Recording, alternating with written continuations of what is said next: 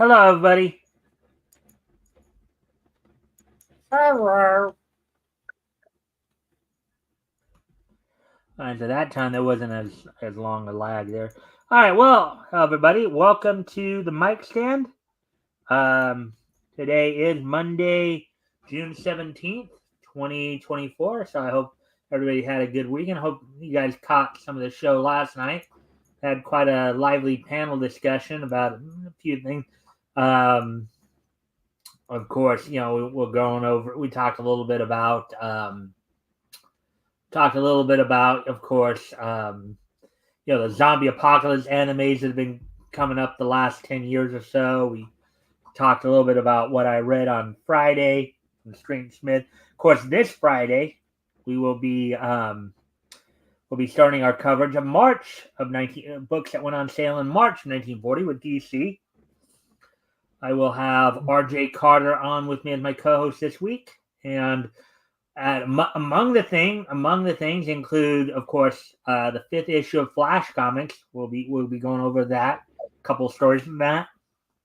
Also, um, this week we'll also be looking at the first published appearances of Robin the Boy Wonder and the witch who served as King Standish's both arch nemesis, arch enemy, and love interest, sometime love interest.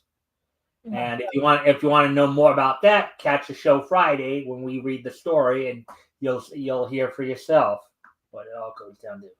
So, with all that being said, just again another friendly reminder to everybody: if you haven't already, you guys can like and share the stream. See if we can get some more friendly people in here to engage.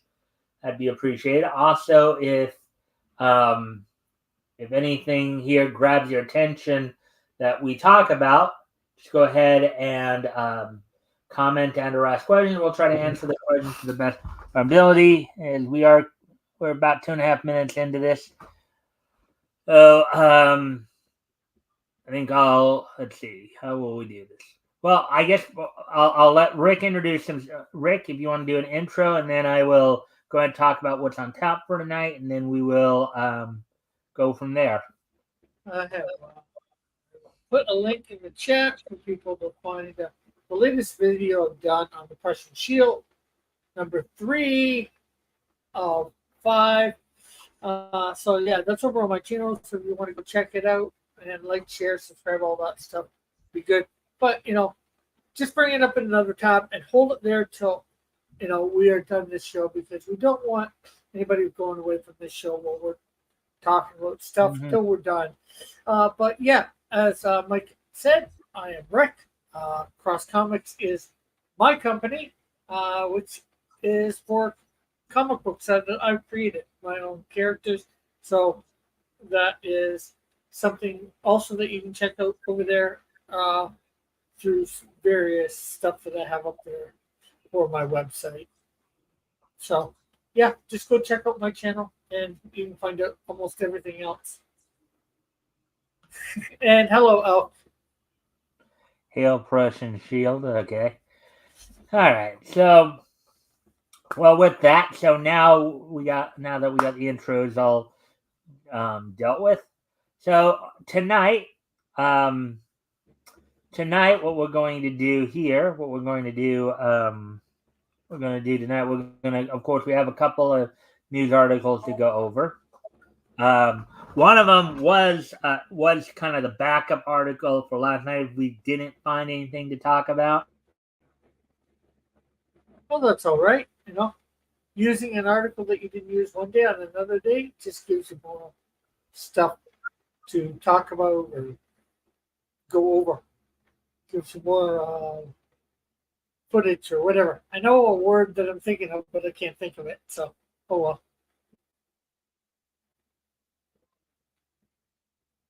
Oh, Mike has left us. Well, I think he means to, but sometimes he forgets. Like last night, nobody got an intro last night, but that's all right with me. We got our outros, Never do. I do give it, well, Last night nobody got an intro, and he might yeah, need more last night. yeah.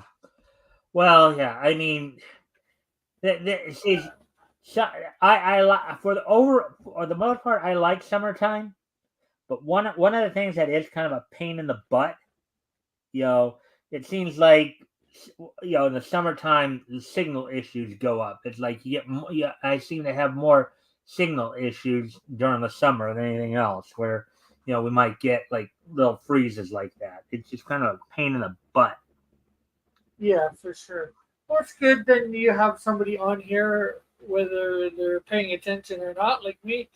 I didn't notice you were gone there for a second, but Well, because I one of the things I've learned, at least in right now, um, right now at least, or at least what I've found that as this summer started is, when that happens, when it freezes up like that, and I see the little icon in between the view count and the timer there, yeah, that comes. Because I don't know if you've seen this on on I when you do probably have. I StreamYard or can't not remember before, it but offhand.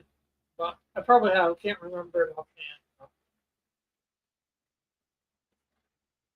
Oh, he froze again.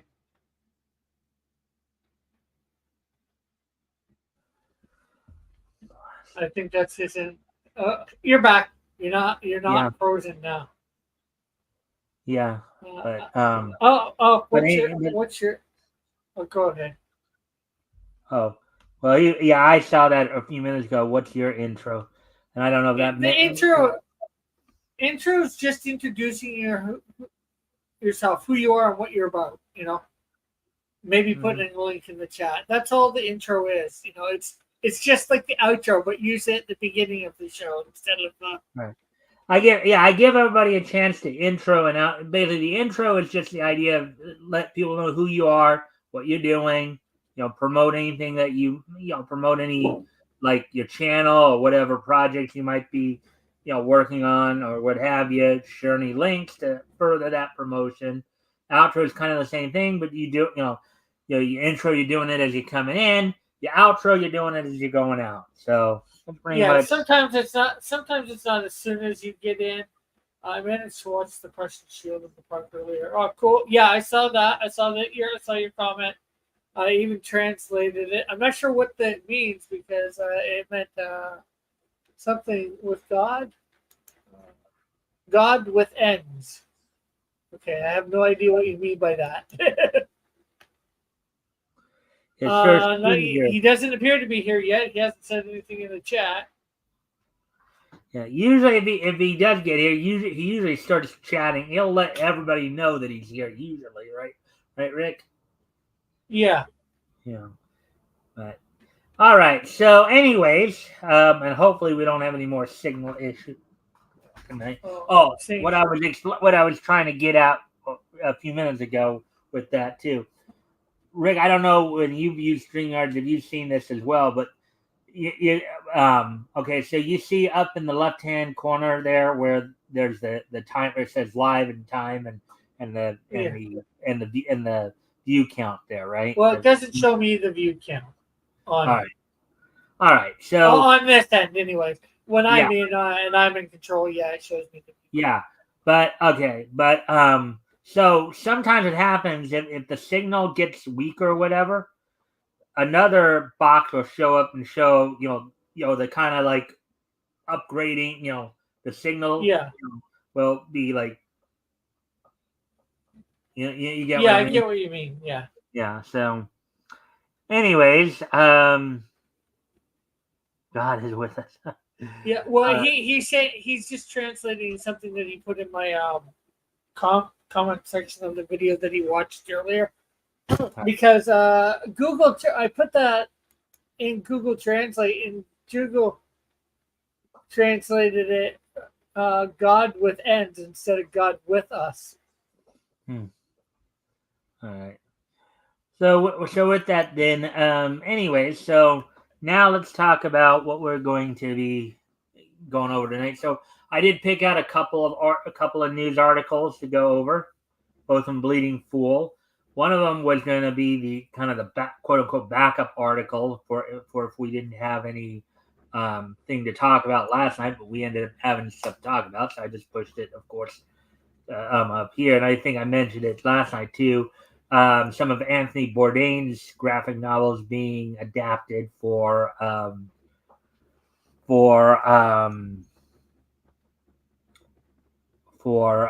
Adult Swim.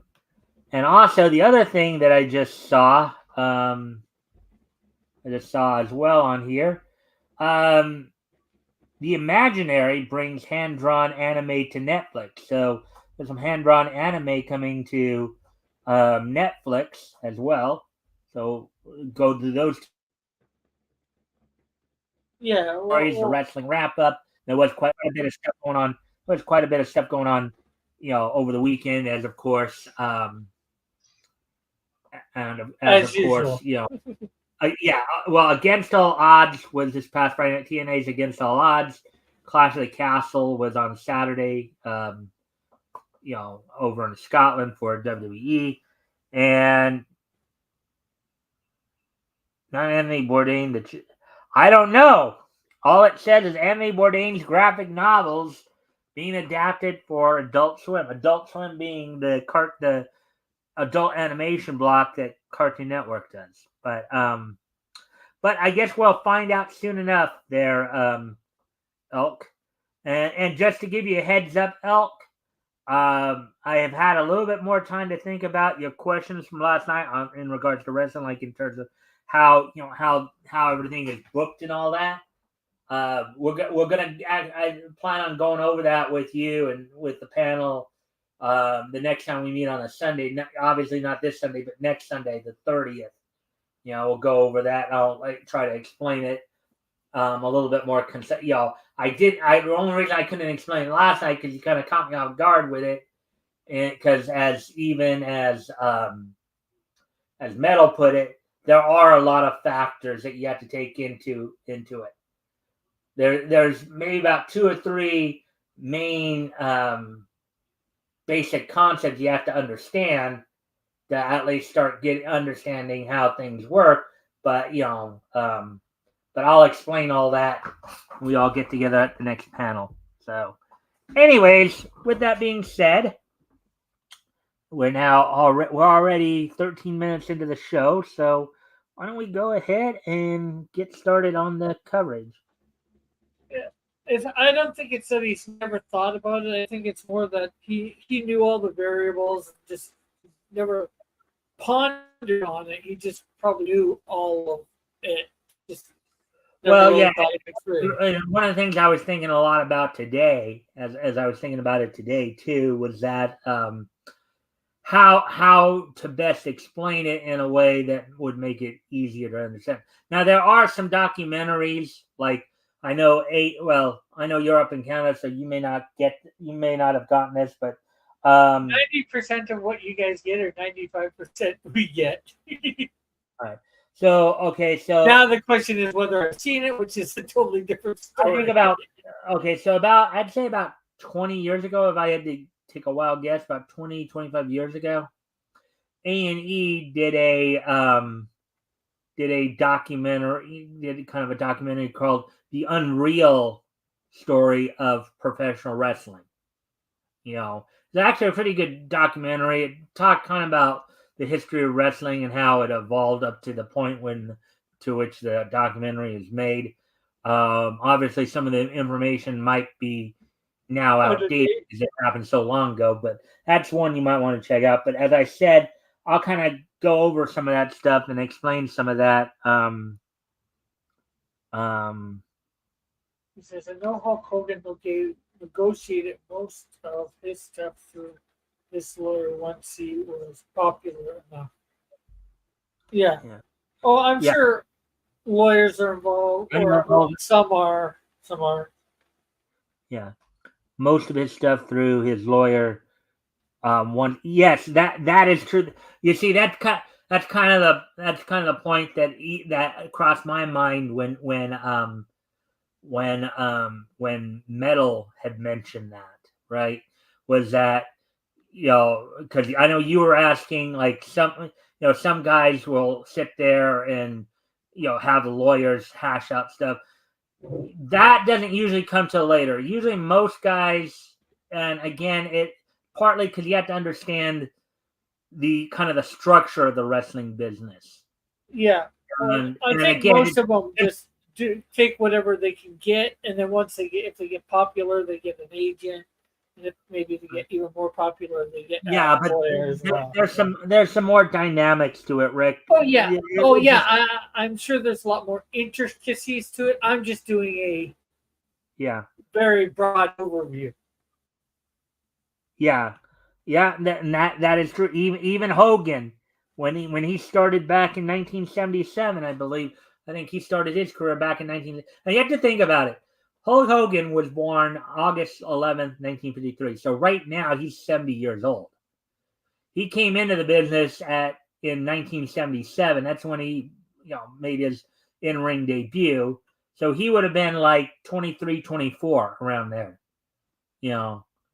So just keep that in mind. But with all that being said, because we'll get more into that when we all get back together for the panel show, because there's a lot more detail on the 30th of June. to go over.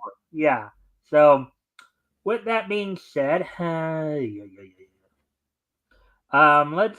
get ready to get into the material here.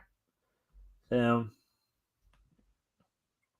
All right, so the first article we're going to look at tonight is this one.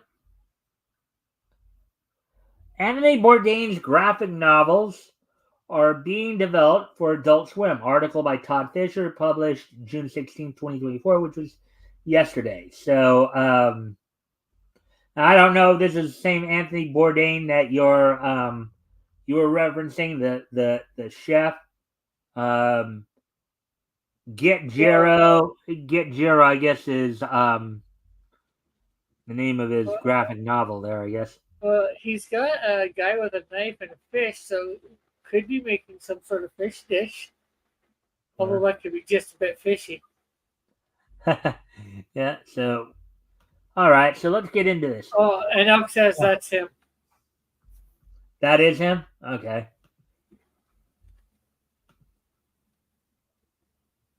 And that's him. Well, let's just let's hear about it. And Adult Swim, just in case you don't know, I think I already mentioned this, but I'll mention it one more time.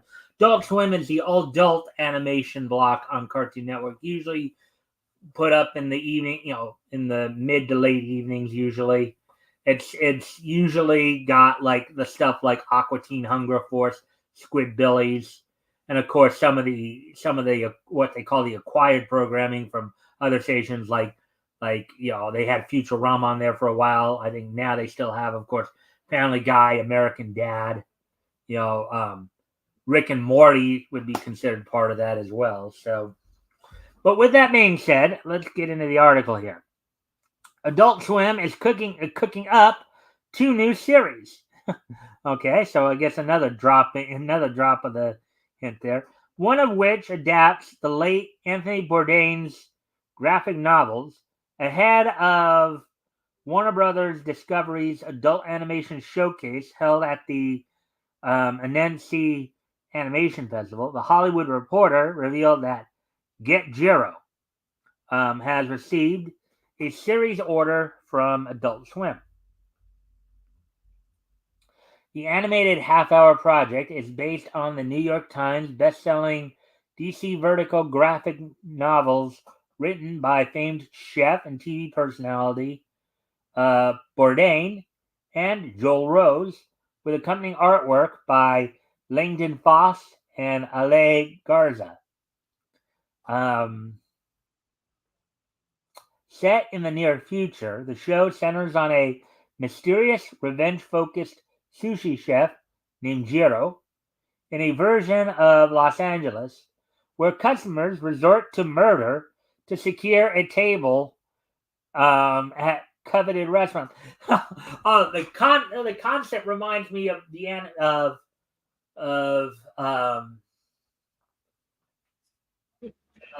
seems a little extreme. There's an anime where people like rush into grocery store where characters rush into grocery stores trying to get the best bento ingredients. It's like it's all out. It's like all out war. Yeah, uh, and Elk says, I could easily see the well edited comic press just Googling the wrong photo, though. Okay, yes, it's him. Anthony committed suicide. Oh, sorry to hear that. yeah, yeah. So, anyways, Get Jero is created by Brian Gatewood and Alessandro Tanaka, who co-wrote last year's A24 feature Sharper, which starred Julianne Moore and Sebastian Stan, and they were producers on the NBC's comedy series Superstore. Bourdain and Rose's first graphic novel in the franchise, published in 2012. Wow, that was a very quick article. Yeah, for sure. I wonder if the other guy's still alive, the Rose guy. He could be.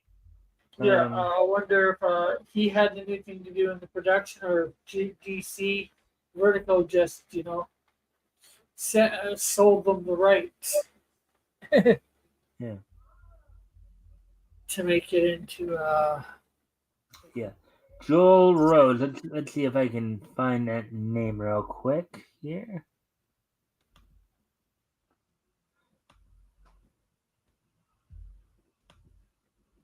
He's most likely an artist. Well, he's Since an American novelist. He's an American novelist. okay, at least the one you're finding, anyways. Yeah.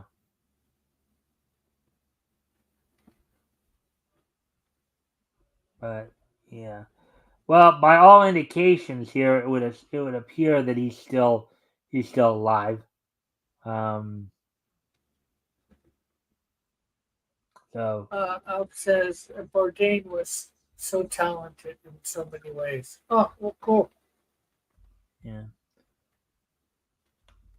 But yeah, the premise definitely seems interesting. I think it's a bit overkill. To kill just yeah, to get a seat at a restaurant. I don't think yeah. that's. It's kind of funny because Bourdain. It was actually a little over 7 years ago because he died on June 8th, 2018. So a little over 6 years ago that he passed away, and he was like 17 days shy of his 62nd birthday Yeah. when that all happened. According to So Elk, he had a bad divorce and a drug addiction. yeah, I guess um, that's what led to his suicide. yeah. So with that though, but yeah, so they're adapting his novel to for as part of their animation lineup. So yeah, so Oh, with that's that, go ahead, Rick. oh, nice, cool. All right, so let's move on to the next article then.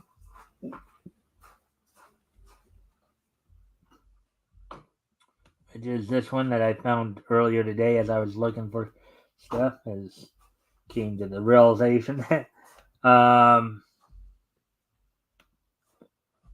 just basically right now just, and we're still kind of, we're getting into the latter half of June here, so it's going to be the time when a lot of animes will probably be like finishing up their spring season basically.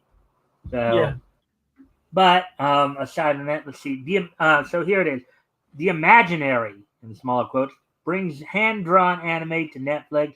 Article by John Pallister, published today, June 17th, 2024. Let's take a look at this. So, the new trailer for The Imaginary imagines what would happen if the world's imaginary friends end up without their best pals.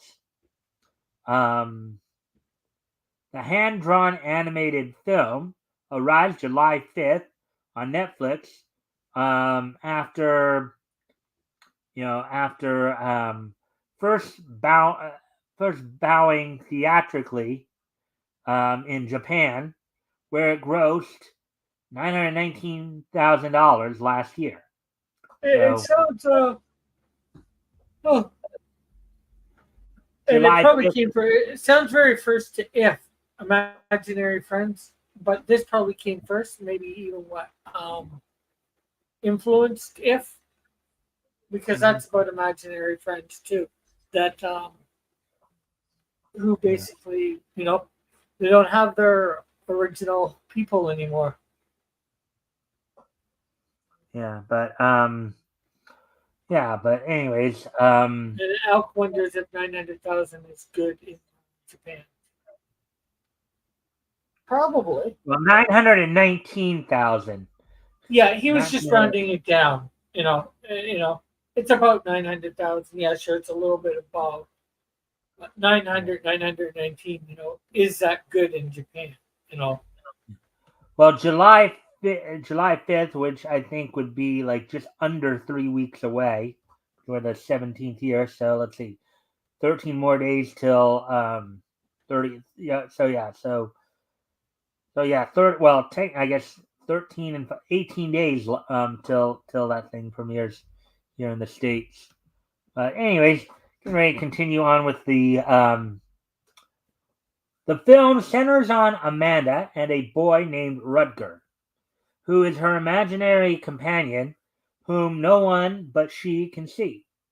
One day, Rutger finds himself alone in the town, a place for discarded imaginary friends, where he must face a mysterious threat. It is based on the 2015 book from writer A.F. Harold and artist Emily Gravett. The trailer comes as Netflix was touting its animation offerings at the Annecy Film Festival. Streaming service says 130 million of its global subscribers watch animation on a monthly basis. All right, so oh, that well, one went kind of quick too. But yeah, sometimes it's nice to have those quickies because not a lot of drama. It's just release information. Let's see, where are we at now? We're already considering how we're already at hmm, 27 minutes, 28 yeah. minutes. And that one took like less than 10 minutes. That article. Yeah. So let me see it. Like take a quick peek around, see if. But the only thing is, I don't want to. I don't want to. I hoping there's another like Shorter. quicker Article. art because it kind of because we've had these situations where we'll have these quickie articles like that, and then and then the article we pick when we're in this kind of ends up being the one we should have probably taken. Well, We get one. I guess I can do this news story again. We kind of read Bounding in the Comics version of it. Well, hmm, this Well, one this one's an Avi article. But the only thing is that this one will probably take us long. Yeah, that one would probably take us longer, anyways. yeah. Uh, Well, the thing is, you can, maybe take it off screen, look in, see, just scroll down, see how long it is. That way you can, well, you can. first off, I know it's an because I checked it out earlier, but Oh yeah, I'm not saying you don't know it's an Avi article. I'm just saying more checking out for the length. Sometimes Avi, very seldom, but it could be an Avi article that we don't comment on. But no, there's quite a bit. There's quite a bit here. There's quite a bit of text there. So yeah, again, and the only reason I didn't choose to cover this tonight was simply because we actually covered the story already from the Bounding in the Cons version. I mean, if push came to shove and we only had the one or the Bourdain article, then yeah, I would have probably added this one to that. But since we had already covered that kind of basically we covered that last week. So,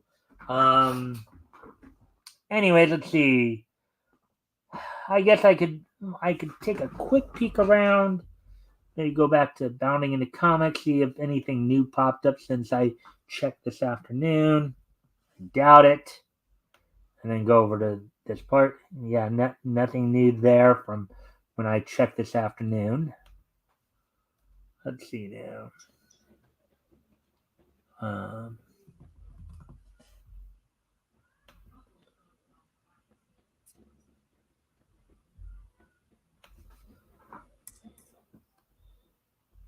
Yeah, it doesn't look like that part has much new either.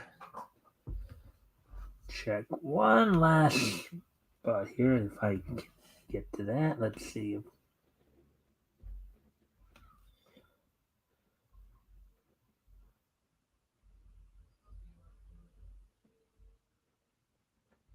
Yeah, which I didn't think so. All right, so yeah, so kind of a shorter night looks like. Yeah, Not really a lot of that's new. all right. Well, it depends. Wrestling wrap up could take a little bit of time. So Yeah, it probably will, just due to the fact, again, some of going over the major events happened over the weekend here. So first off, we're gonna go back to Friday night. And talk a little bit about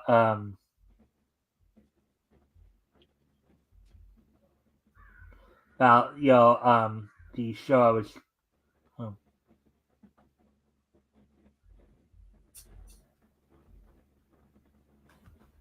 oh, oh yeah, that was okay. Let's see what they were doing there. All right, so this past Friday, TNA had its Against All Odds pay per view from Cicero Stadium in Cicero, Illinois. On the warm up show, the countdown show, whatever you want to call it, Sammy Callahan defeated Jonathan Gresham in a rematch from a match they had on Impact, in which Jonathan Gresham, as part of his new character, kind of wearing a mask and he seems to be acting more like an octopus. That was actually one of his nicknames, was the Octopus, and now he's been spewing out black ink to people, and those who have been exposed to him have apparently started coughing up black ink. It looks like Sammy Callahan was able to get some revenge for when he spit some of the black ink into his hand at the last time they met. And then the TNA Knockouts World Tag Team titles were on the line as a team now calling themselves Militia. Alicia Edwards of the System and Masha Slamovich defeated former NWA World Women's Tag Team Champions, the Head Allison Kay and Marty Bell. So that happened on the pre-show. That was on the pre-show. And then now getting to the main show, Against All Odds. At Against All Odds. And of course, there has been some talk that there might be some crossover between the WWE and TNA, particularly with their NXT brand. In the opening match, Mike Santana and Steve Macklin defeated the Rascals, Trey Miguel, and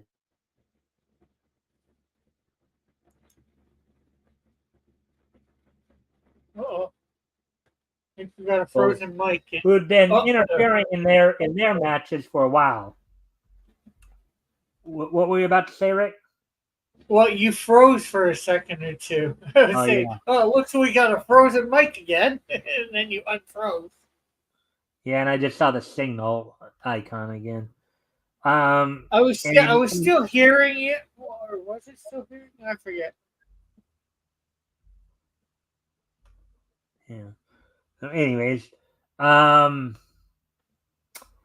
the second match, and a match that apparently wasn't received too well by fans, PCO, Pierre Roulette, who you guys would probably remember as one half of the Quebecers, the former 3-time WWF World Tag Team Champions, He's still wrestling. He's like 56 years old. And he's still wrestling.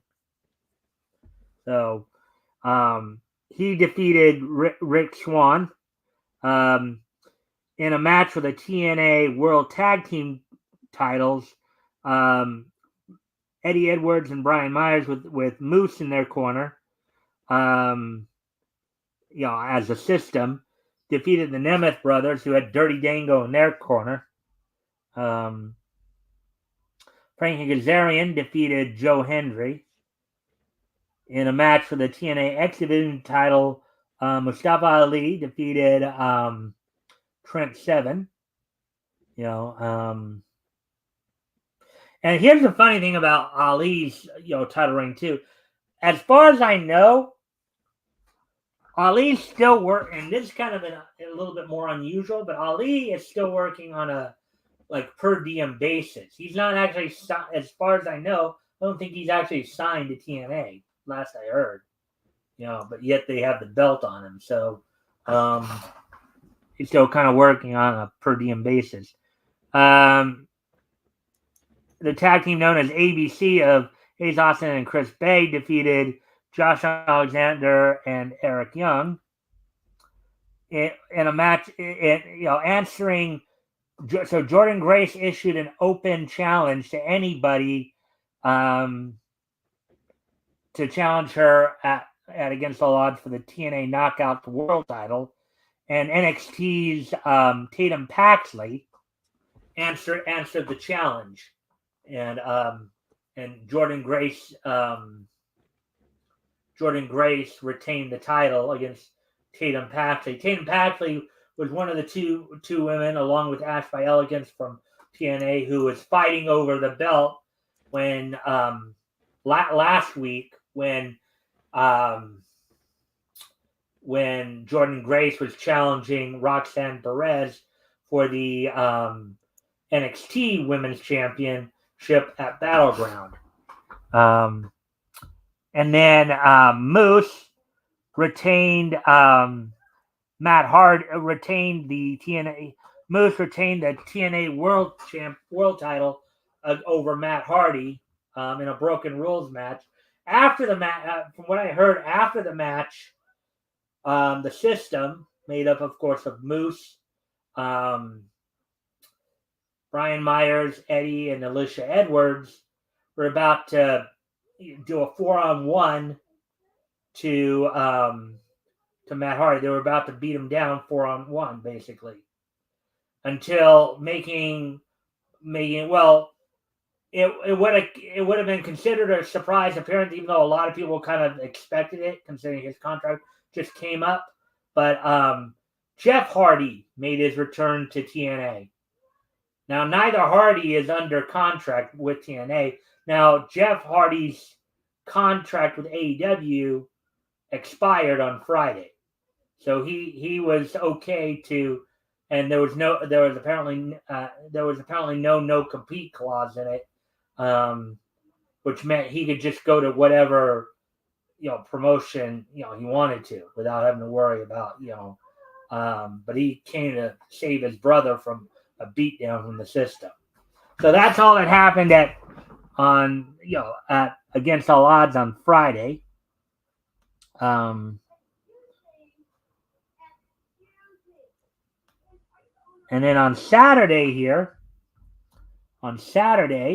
WWE had its Clash at the Castle event over in Scotland, and there was quite a bit of hoopla coming out of that. As soon as I can find it, of course. Let's see, yeah. Ashley Castle, Scotland. No pre-show there, as you did have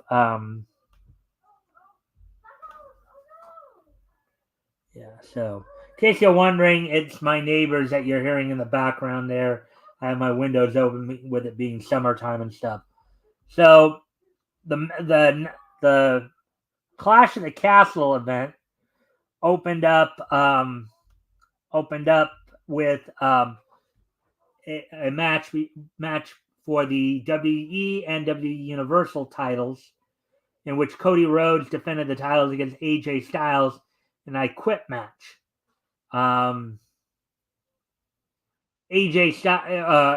Cody Rhodes defeated AJ Styles, handcuffing Styles to the ring ropes and threatening to basically bash his face in with steel steps. In the second match of the night was the women's tag team title triple threat match, in which the champions coming in of Bianca Belair and Jade Cargill defending against Shayna Baszler and Zoe Stark, and the Scottish duo of Isla Dawn and Alba Fire. And here's one of the factors. You'll see one of the factors here that led to a decision for a title change here, because Unholy Union of Dawn and Fire. There's a couple reasons there, and I'll get to them in a moment. Came out as the new women's tag team champions. Now, these two girls were from Scotland, so there's a couple of factors here what led to this title change. Okay, one was obviously hopefully giving the crowd something to be satisfied with because something that was going to happen later in the event was not going to be looked over too well, and I'll get to that when we get to that event. But this the hometown team getting the title wins here, becoming the new champions. So getting that push. Also, Alba Fire's mother had recently passed. Her mother just passed away like within the past week here. And so that was kind of a feel-good moment to kind of give them as well, coming off of this family tragedy and then having something positive come out of her life. So there's at least a couple of situations there, a couple of things there that, made for the title change there.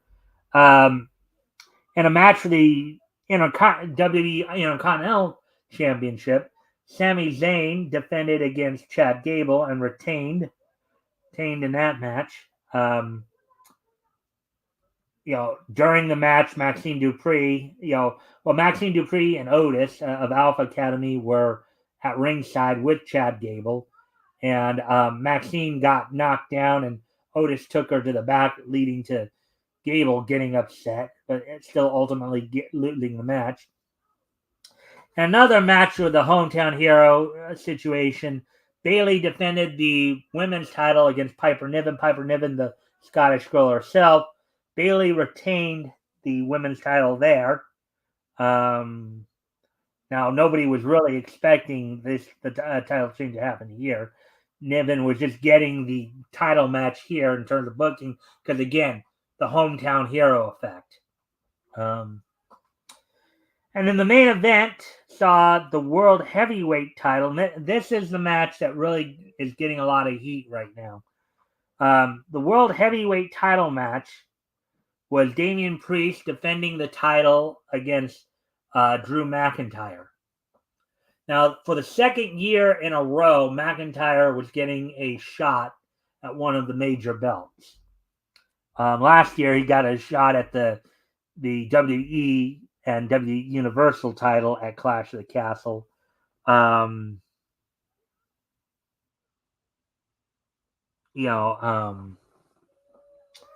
Clash of the Castle, where he lost the match then. Well, he lost the match again here, but there were a few factors going into this too.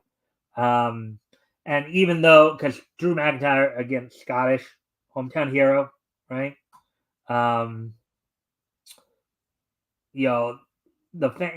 Having him lose his chance at a fourth world title 2 years straight just wasn't going to sit over well with the hometown crowd. They were literally booing WWE out of the building as the show was going off the air. And they were chanting BS, a lot too. Now, how the match ended was ultimately CM Punk came in to screw Drew McIntyre over. The referee took a bump, was knocked out. McIntyre had the pin on Priest, but couldn't count the pin because he was out. And then a second referee came in to make it count, only for it to be revealed to be Punk. Punk then ended up low blowing McIntyre, revived the ref, and putting Priest on top of McIntyre, and then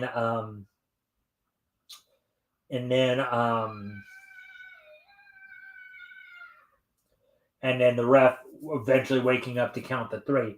Now, a lot of the reasons why McIntyre didn't win, from a booking standpoint, do make somewhat sense for what WWE is trying to do. It said that, Triple H, who's now currently in charge of creative, he's took over from Vince. He's kind of the he's looking long term at stuff, right? He's looking long term, and so they wanted to build more heat between McIntyre and Punk, who are going to be in a rivalry before Punk got injured at Royal Rumble. So now that it looks like Punk he's already been cleared or about to be medically cleared to actually wrestle again. So now they want to build that rivalry back up, and they also wanted to keep the potential of Priest defending the world title against Gunther, who had been a dominating force in the WWE for the last few years here. Had a very dominant reign as Intercontinental Championship earlier this year before dropping the title to Sami Zayn. He had actually established himself as the longest reigning Intercontinental Champion in company history, surpassing Honky Tonk Man's record.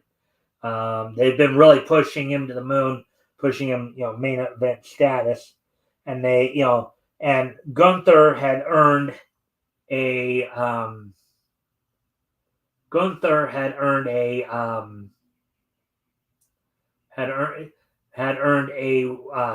world title shot at SummerSlam by winning King of the Ring. So they wanted to keep that in line too. So my phone crashed.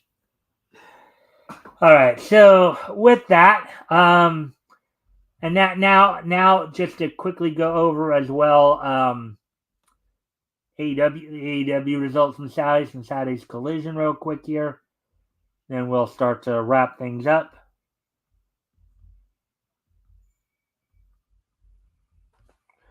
And this was the 1-year anniversary. Now, the ironic thing here about AEW Collision, originally, now it's celebrating its 1-year anniversary.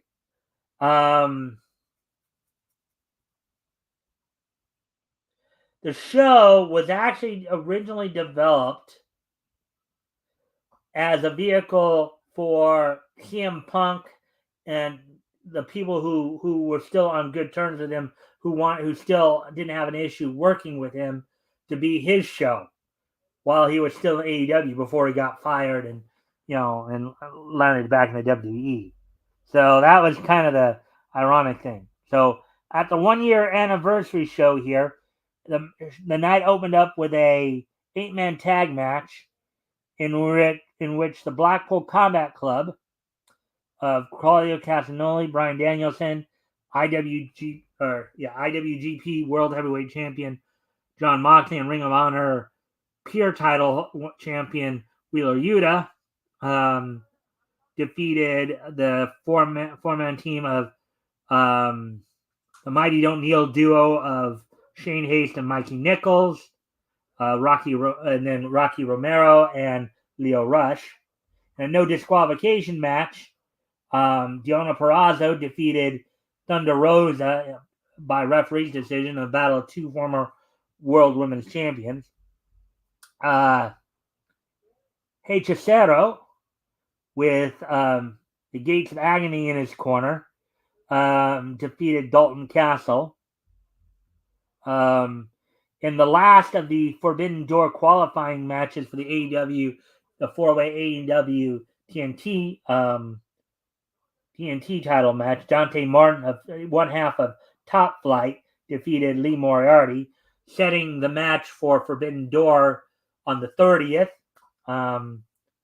With him being added to those who are already involved, including Jack Perry, Konosuke Takeshita, and Mark Briscoe. Kyle Riley defeated Anthony Henry. And the main event on Collision saw the House of Black, of Malachi Black, Brody King, and Buddy Matthews, defeating the Bang Bang Gang in a six-man tag match, in a non-title six-man tag match, the Gun Club of Austin Colton Gunn and Juice Robinson. So that's all we got for you on that part, on the wrestling wrap-up. So, any thoughts on doing an escape room for your birthday, Rick? Wouldn't have to be on your birthday if we could get Sir Spoonie and another. I would definitely be up for it. Yeah, just we'd have to figure out what day, what time, all that sort of stuff. It'd be interesting to try, especially online. Yeah. I'd like to do it in person at some point, but online would be interesting. 1998, 1964, and then 1989. All right. So with that, then, we are now down to the end of the show here. So what we're going to do now, today being Monday, June 17th, 2024, let's take a look back at this day in each history.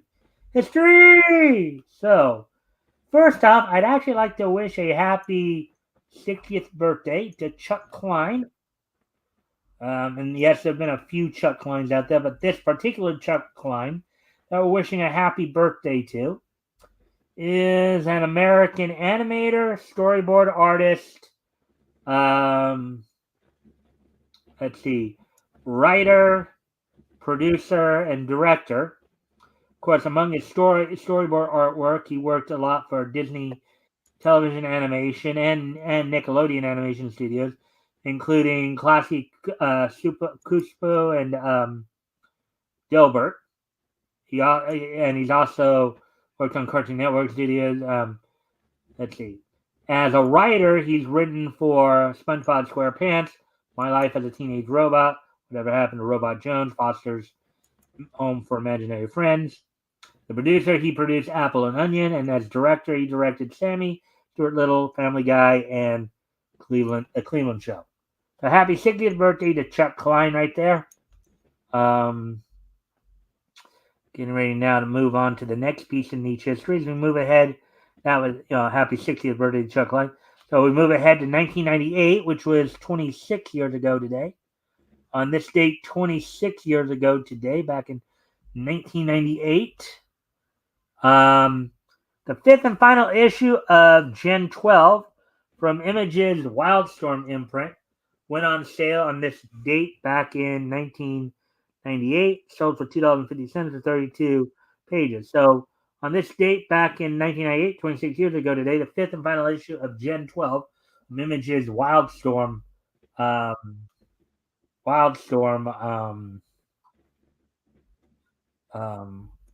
Image's Wildstorm imprint went on sale on this date.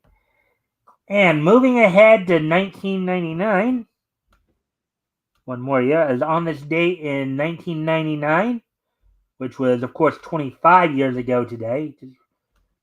25 years ago today, the Studio Pierrot's OVA Tokimeki Memorial was released on this date back in 1999. So 25 years ago today, Studio Pierrot's OVA Tokimeki Memorial premiered on this date back in 1999. So with that, I thank everybody for being here. And before, of course, we take off, I hope you. I'll do I guess, my own outro, my own exit here. But first off, I want to get Rick, if you want to do your outro. I think you know the shtick, right? Yeah, just people who haven't already, or maybe even go over and watch it again, just go check out my latest video. Part 4 should be coming up sometime tomorrow. And also over on my cousin's channel, Anita Chapel, should be a song going up tomorrow morning. Her latest song, "In the Garden." All right. So with that, I thank everybody for being here. Of course, we'll be back here with more niche news tomorrow. This Friday, I will have RJ Carter on from Critical Black.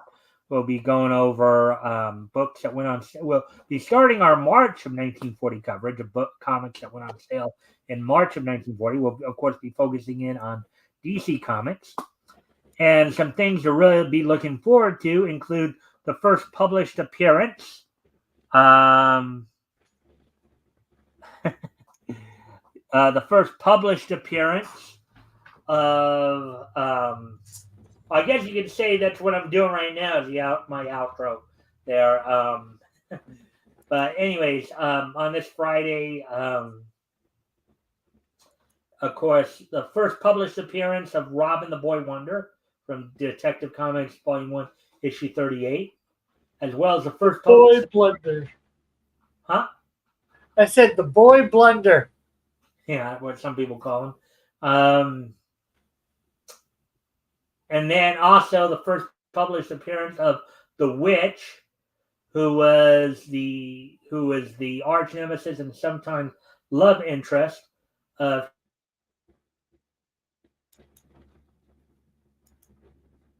Oh, we got a frozen mic again. We got a Mexico. Will he unfreeze? Right. Oh, yeah. He's back. He's no longer the Mexico. He's thawed. But anyway, he's a noodle now. Yeah. Anyways, as I said though, the first published appearance of the Witch, who is the arch nemesis and sometimes love interest for King Standish. If you guys want to learn a little bit more about that, you gotta tune in Friday to find out. So with that, and let's see. Okay, God, is that filled with double entendre, including a no? I don't know what he's even talking about. Yeah. Anyways, with that, I thank everybody for being here, and I hope to see everybody back here tomorrow. Bye.